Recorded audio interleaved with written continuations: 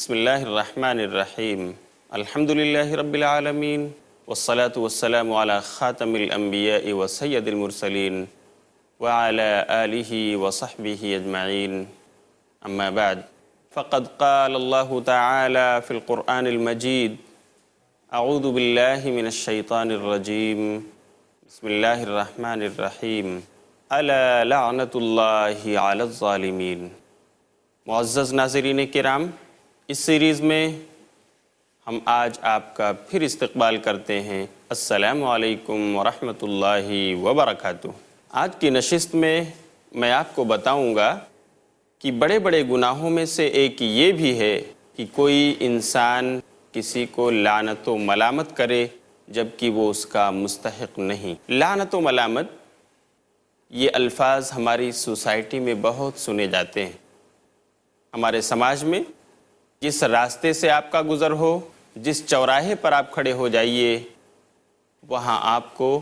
اگر کچھ آدمی جمع نظر آ رہے ہیں تو بہت ممکن ہے کہ اس طرح کے لعنت و ملامت کے الفاظ ان کی زبان سے آپ کو سننے ملیں۔ کبھی اس وجہ سے بھی کہ لوگوں کو اس کا شعور نہیں ہوتا ہے، اور کبھی ایسا بھی ہوتا ہے کہ لوگ جانتے ہیں لیکن طیش میں آ کر چونکہ اپنے مخالف کو، اپنے اپوزیشن کو وہ اپنا دشمن سمجھتے ہیں، اس لیے ان کے لیے ہر قسم کی لعنت ملامت کو روا سمجھتے ہیں۔ اس لیے میں آج کے اس ایپیسوڈ میں آپ کو بتاؤں گا کہ لعنت و ملامت کی جائز صورتیں کیا ہیں اور کس قسم کی لعنت بڑے بڑے گناہوں کی فہرست میں آتی ہے۔ لیکن میں آپ کو یاد دلاؤں کہ پچھلی نشست میں میری گفتگو جو آپ سے ہوئی تھی اس کا موضوع تھا غیبت، جس کے بارے میں نے آپ کو بتایا تھا کہ غیبت یہ بھی زبان سے سرزد ہونے والی ایک ایسی بڑی غلطی ہے کہ جس سے اگر یہاں توبہ نہ کر لی گئی اور جس کی غیبت کی گئی ہے اس سے معافی نہ مانگ لی گئی تو شاید یہ ہمارے لیے باعث ہلاکت ہو سکتی ہے، اور غیبت کرنے والا وہ اللہ کی وعید کا مستحق ہو سکتا ہے۔ آج آپ کے سامنے جو موضوع ہے وہ ہے لعنت و ملامت۔ حضرت ابن عمر رضی اللہ تعالیٰ عنہ کا وہ اثر جو ترمذی میں صحیح سند کے ساتھ مروی ہے، وہ کہتے ہیں کہ ایک مسلمان کا شیوا نہیں کہ وہ کسی کو لعنت اور ملامت کرتا پھرے، بلکہ ایک مسلمان کے لیے مناسب ہی نہیں کہ وہ لعنت کرے۔ نبی صلی اللہ علیہ وسلم نے کسی خاص شخص حتیٰ کہ کسی متعین جانور کو بھی لعنت و ملامت کرنے سے منع فرمایا ہے۔ ابو داؤد کتاب الادب اور باب فی اللعن کے اندر متعدد روایات ہیں،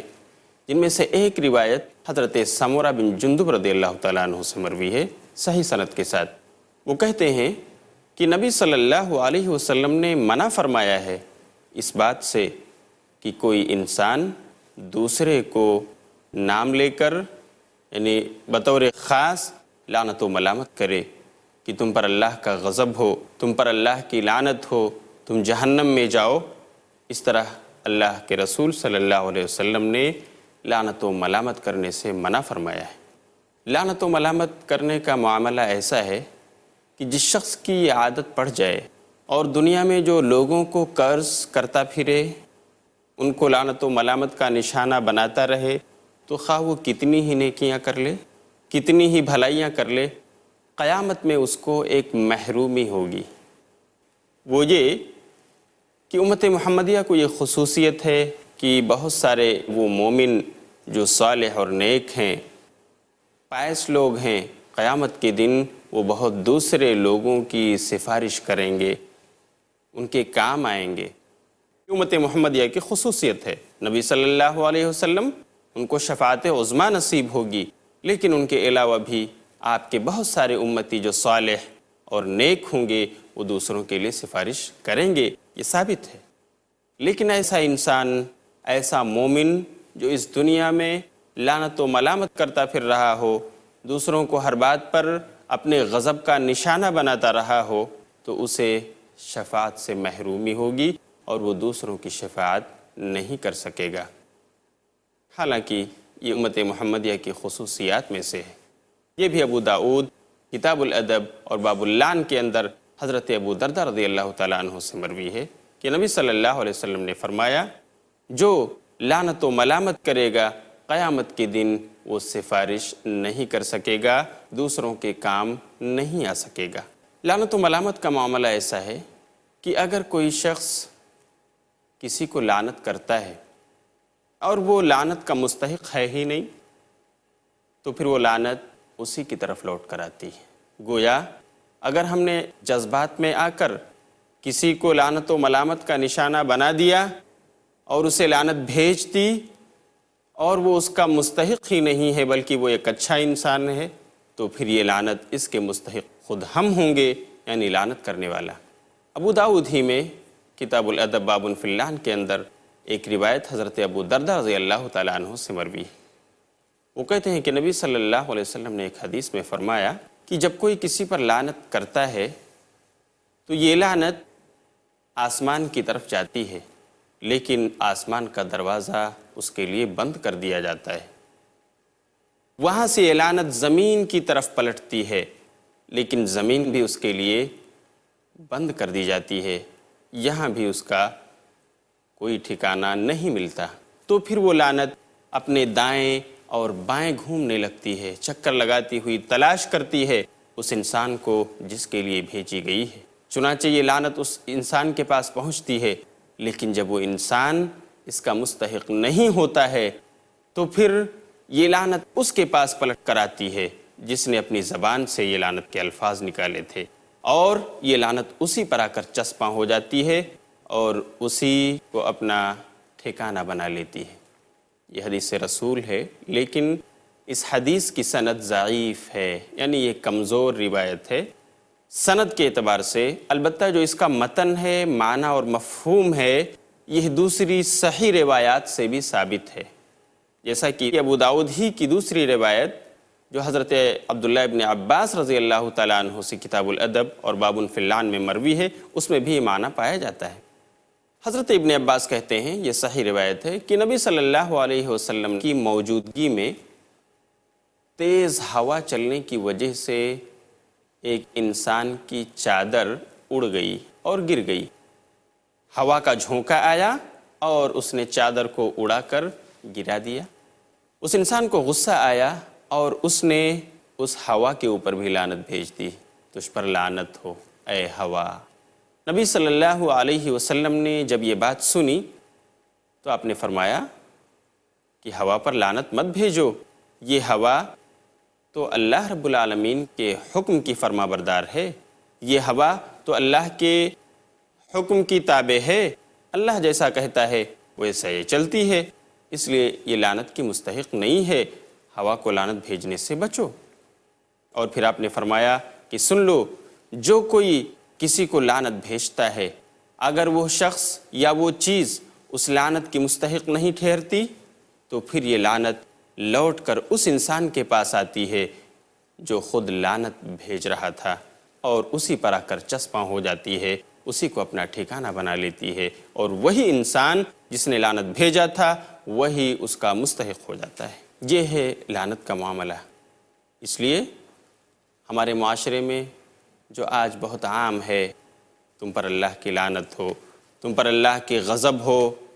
تم جہنم میں جاؤ، بات بات پر لوگ دوسروں کو طعنہ زنی کرتے اور لعنت و ملامت کا نشانہ بناتے ہیں۔ انہیں یہ لعنت کے الفاظ ادا کرنے سے پہلے سوچنا چاہیے کہ ایسا تو نہیں جس کی بابت میں یہ الفاظ ادا کر رہا ہوں، جس کے لیے میں لعنت کے الفاظ بھیج رہا ہوں، ایسا تو نہیں کہ وہ اس کا مستحق نہ ہو اور پھر نتیجتاً یہ لعنت مجھی پر واپس پلٹ کر چسپاں ہو جائے۔ اس لیے میرے دوستو،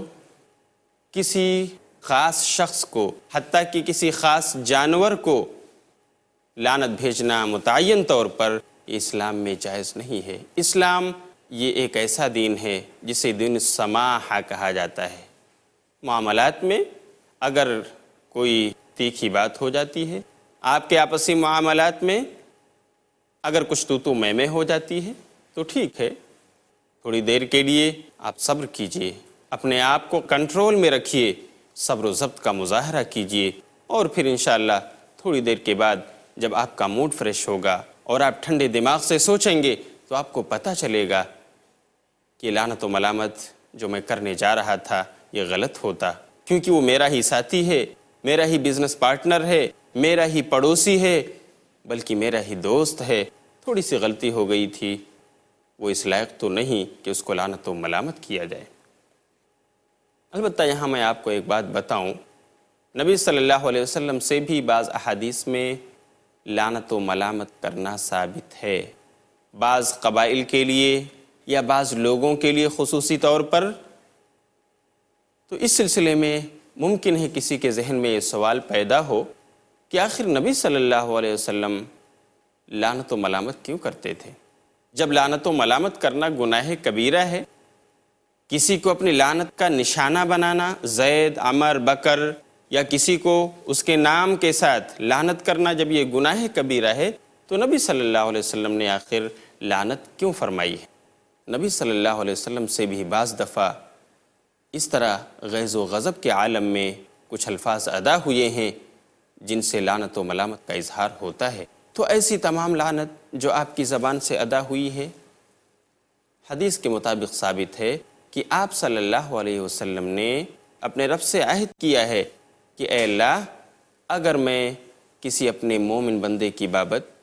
کسی تیری مومنہ بندی کی بابت اپنی زبان سے ایسے الفاظ ادا کر دوں جو لعنت کے ہوں، تو اے اللہ تو اس کی وجہ سے، یا اللہ میری اس لعنت کو تو اس اپنے بندے یا اس اپنی بندی کے لیے پاکی، پاکیزگی اور اجر و ثواب کا ذریعہ بنا دے۔ چنانچہ امام مسلم رحمۃ اللہ علیہ نے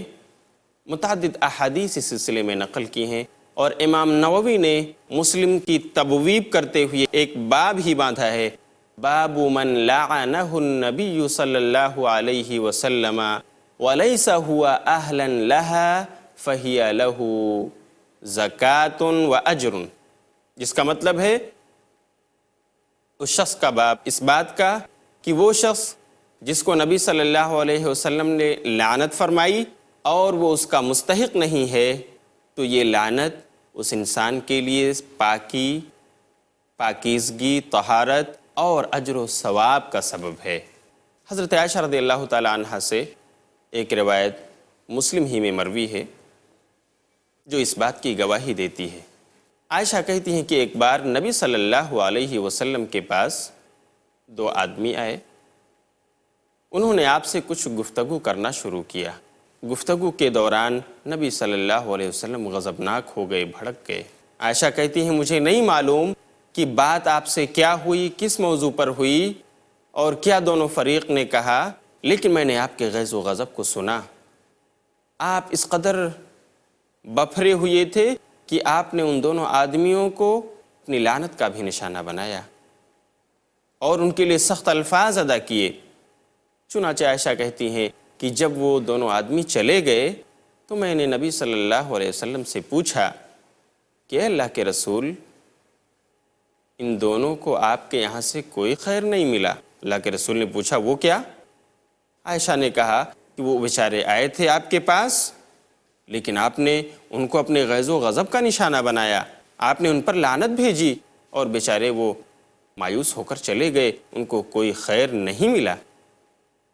تو آپ صلی اللہ علیہ وسلم نے فرمایا اے عائشہ، کیا آپ کو نہیں پتہ کہ میں نے اپنے رب سے یہ شرط کی ہے کہ اے اللہ، میں اپنے کسی بھائی کو، میں کسی صاحب ایمان کو اگر لعنت و ملامت کر دوں، کیونکہ میں ایک انسان ہوں، جس طرح غصہ انسانوں کو آتا ہے مجھے بھی آ سکتا ہے، تو اگر میں غیظ و غضب میں آ کر، غصے میں آ کر کسی مومن یا کسی مومنہ کو اپنے لعنت و ملامت کا مستحق ٹھہراؤں اور وہ اس کا مستحق نہیں، تو اے اللہ میری بھیجی ہوئی اس لعنت کو تو اپنے اس مومن بندے یا اپنی اس مومن بندی کے لیے زکوٰۃ یعنی پاکی و اجر یعنی ثواب کا ذریعہ بنا دے، تو میری لعنت ان دونوں کو کوئی نقصان نہیں پہنچائے گی، کیونکہ میرے رب سے میرا معاہدہ ہو چکا ہے، میری لعنت سے ان کا کوئی نقصان نہیں ہوگا۔ اس سے ہم یہ نتیجہ نکال سکتے ہیں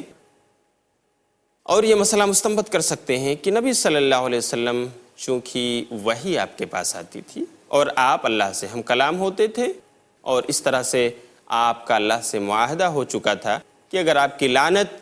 اس انسان کے لیے مناسب نہیں تھی اور اس کا مستحق نہیں تھا، پھر بھی آپ کی زبان نے لعنت بھیجی، تو وہ ان کے لیے اجر اور پاکی کا ذریعہ ہوگا۔ لیکن ایک عام انسان، چونکہ وہ اس کا اللہ سے ایسا کوئی معاہدہ نہیں ہے، اس کی پہنچ وہ نہیں ہے جو نبی صلی اللہ علیہ وسلم کی ہے، ایسی کوئی شرط اس بندے سے اللہ کی نہیں ہے، تو پھر ہم میں سے ہر ایک کو بچنا چاہیے کہ وہ کسی خاص انسان کو لعنت بھیجے، تاکہ ایسا نہ ہو کہ وہ لعنت جس کے لیے بھیجی گئی ہے اگر وہ آدمی مستحق نہیں ہے تو پھر وہ ہماری طرف لوٹ کر آئے اور ہم اس کے مستحق بن جائیں۔ اس طرح لعنت یہ ایک بہت ہی مخیف چیز ہے، یہ ایک ایسی زبان کی برائی ہے جس سے انسانوں کو احتیاط کرنا چاہیے۔ پیارے ناظرین، ہماری بھی آپ سے یہی گزارش ہوگی کہ اگر یہ پیغام پیس ٹی وی کے تھرو آپ کو ملتا ہے تو آپ اپنے آپ کو چوکنا کر لیجئے، آپ متنبہ ہو جائیے کہ یہ چھوٹی چھوٹی غلطیاں جسے ہم غلطی نہیں سمجھتے، ایسا نہ ہو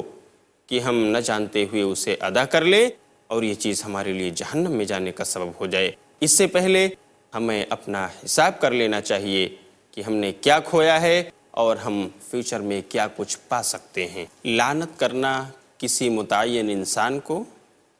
حتیٰ کہ کسی متعین جانور کو، یہ اسلام میں ناجائز اور حرام ہے، جس کی وجہ یہ ہے کہ اگر وہ انسان یا وہ جانور اس لعنت کا مستحق نہیں ہوگا تو پھر وہ لعنت اس لعنت کرنے والے کے پاس پلٹ کر آئے گی اور اسی پر چسپاں ہو جائے گی، نتیجتاً وہی اس لعنت کا مستحق ہو جائے گا جو کچھ اس نے اپنی زبان سے نکالا۔ البتہ لعنت جائز ہے کسی خاص انسان کو نہ کرتے ہوئے، کسی خاص جانور کو نشانہ نہ بناتے ہوئے، خاص گروہ کو جو ان برائیوں میں مبتلا ہیں، ان برے عقیدوں میں مبتلا ہیں، جائز ہے کہ لعنت بھیجا جائے۔ چنانچہ امام نووی نے اپنی کتاب ریاض الصالحین میں ایک باب ہی باندھا ہے، باب جوازی لعن اصحاب المعاصی غیر المعینین، یعنی اس بات کا بیان کہ جائز ہے لعنت کرنا ان گنہگاروں کو جن کا نام نہ لیا جائے، جن کو متعین طور پر نام سے نہ پکارا جائے، بلکہ ان کے ظلم یا ان کے اس گناہ کی روشنی میں کہ جو ایسا کرے وہ اللہ کی رحمت سے دور ہو۔ اس طرح سے لعنت و ملامت کرنا اسلام میں جائز ہے، جیسا کہ قرآن کی آیت بھی شہادت دیتی ہے۔ اللہ نے سورہ ہود سورت نمبر 11 اور آیت نمبر 18 میں ارشاد فرمایا ہے، الا لعنت اللہ علی الظالمین، سن لو اللہ کی لعنت ہے ظالموں کے اوپر۔ دیکھیے کسی خاص شخص کا، زید کا، عمر کا، بکر کا، فاطمہ اور زینب کا نام تو نہیں لیا گیا، البتہ اس آیت میں ایسے لوگوں کا تذکرہ ہے جو ظلم کرنے والے ہیں، وہ کوئی بھی ہوں، وہ زید، عمر، بکر ہوں یا فاطمہ اور مریم ہوں، جو بھی ایسا عمل کرے گا وہ اس لعنت کا مستحق ہوگا۔ نبی صلی اللہ علیہ وسلم نے بھی ایک حدیث جو متفق علیہ بخاری اور مسلم دونوں میں ذکر ہے، آپ نے مدینہ منورہ کا تذکرہ کرتے ہوئے فرمایا، من احدث فیہا حدثا او آوى فیہا محدثا فعلیہ لعنت اللہ والملائکۃ والناس اجمعین، کہ وہ شخص جو اس مدینے میں بدعت ایجاد کرے یا اس میں کسی بدعتی کو پناہ دے تو اس پر اللہ کی لعنت ہو، اس پر فرشتوں کی لعنت ہو اور پورے انسانیت کی لعنت ہو۔ یہ حدیث صحیح ہے، بخاری اور مسلم کی ہے۔ اس سے پتہ چلتا ہے کہ اگر ہم زید، عمر، بکر، فاطمہ، زینب اور مریم کو خاص نہ کریں، نام لے کر بددعا نہ کریں، لعنت نہ کریں، بلکہ خاص عقیدے کے لوگوں کو جو برے کام میں ملوث ہیں ان کو اگر ہم چاہیں تو اس طرح لعنت و ملامت کر سکتے ہیں، جائز ہے۔ البتہ عمومی طور پر معاشرے میں جو کچھ ہو رہا ہے وہ یہ کہ لوگ غیظ و غضب میں آ کر اپنے پڑوسی کو، اپنے بھائی کو، اپنی بہن کو، حتیٰ کہ اپنے قریبی رشتہ داروں کو لعنت و ملامت کا نشانہ بناتے ہیں۔ یہ سب اسلام کی نظر میں بڑا گناہ ہے۔ اللہ نہ کرے کہ ہم ان جیسی برائیوں میں لت پت ہوں، اور اگر ہے تو اللہ تعالی ہم سب کو اپنی اصلاح کی توفیق عطا فرمائے۔ انہی باتوں پر میں آپ سے رخصت ہوتا ہوں، انشاءاللہ پھر ملاقات ہوگی اگلی نشست میں، تب تک کے لیے اجازت۔ وآخر دعوانا ان الحمد للہ رب العالمین، والسلام علیکم ورحمۃ اللہ وبرکاتہ۔